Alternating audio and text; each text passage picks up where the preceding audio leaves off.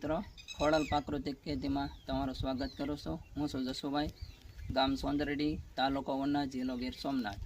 Mobile number છે 81 410 94 84। આમ તો આપણે દર વખતે ક્યાંક ને ક્યાંક પ્રાકૃતિક ખેતીના વિડીયો મૂકતા રહેલા છીએ અને તે વિડીયો ખેડૂત ભાઈઓ જોતા પણ રહેલા છે।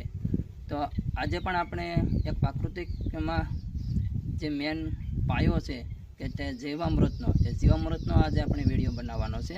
એ જીવામૃતનો વિડીયો આપણે રમેશભાઈના ખેતરે બનાવી છે ને તે રમેશભાઈ છે તે આમ તો 3 વર્ષથી પ્રાકૃતિક ખેતી કરે જ છે।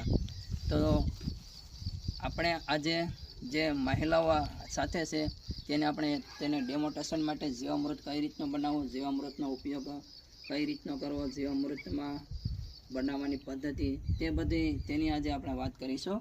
તો આપણી પાસે આ મટીરિયલ આજે આવી ગયું છે। તો જે મટીરિયલમાં જો હું તમને વિગતવાર વાત કરું તો આપણને ખ્યાલ છે કે શરૂઆતમાં આપણે છે ને આ દેશી ગાયનું સાણ છે।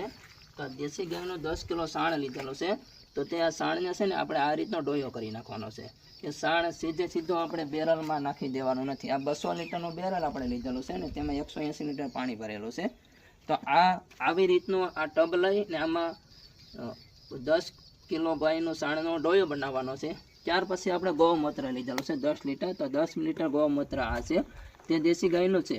પછી આપણે છે ને ચણાનો લોટ લીધેલો છે કે જે કઠોળનો લોટ આપણે એડ કરવાનો હોય છે, તે પણ આ રીતનું છે ને તેની જે ખાંગડી ન રહે તે માટે તેને આ રીતનો ડોયો બનાવવાનો છે। ત્યાર પછી આપણે ગોળ લીધેલો છે 2 કિલો, તેને પણ આપણે આ રીતનો ડોયો બનાવી નાખેલો છે।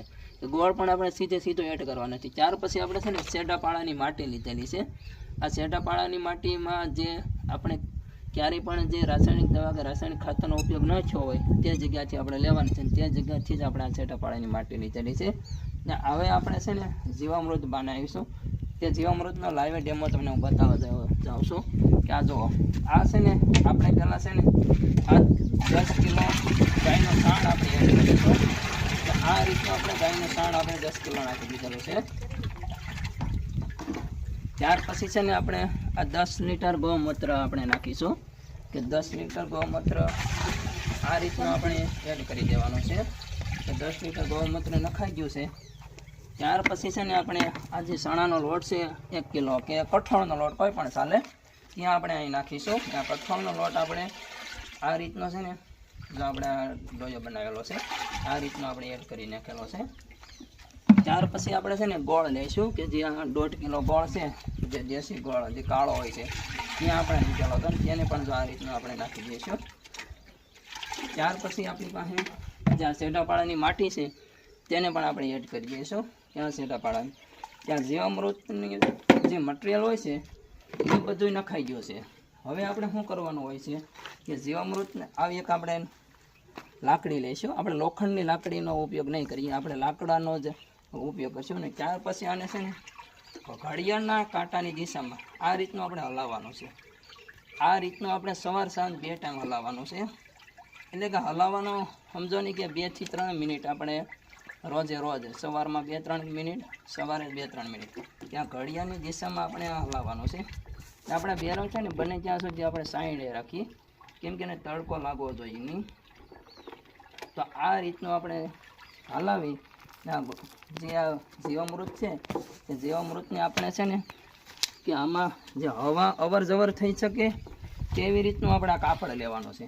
આપણે તેને આમાંથી હવા અવર જવર થઈ શકે, કારણ કે આમાંથી સૂક્ષ્મ જે બેક્ટેરિયા હોય છે, સૂક્ષ્મ જીવો હોય છે, જો આપણે હવા શુષ્ક લઈશું તો તે બેક્ટેરિયા મરી જાય। એટલે આમાંથી હવા અવર જવર થવી જોઈએ। એટલે આ રીતનું જીવામૃત આપણે બનાવી આપણા ખેતરમાં જો આપણે આપીશું તો આપણને કહીએ ને કે 17 તત્વોની જરૂર પડે તો 17 તત્વો આમાં એડ થઈ જાય। આ જીવામૃત આજે આપણે બનાવ્યું છે તો 7 દિવસ કે 8 દિવસમાં તૈયાર થઈ જશે, ત્યાર પછી આપણે આપણા ખેતરમાં નાખી શકીશું।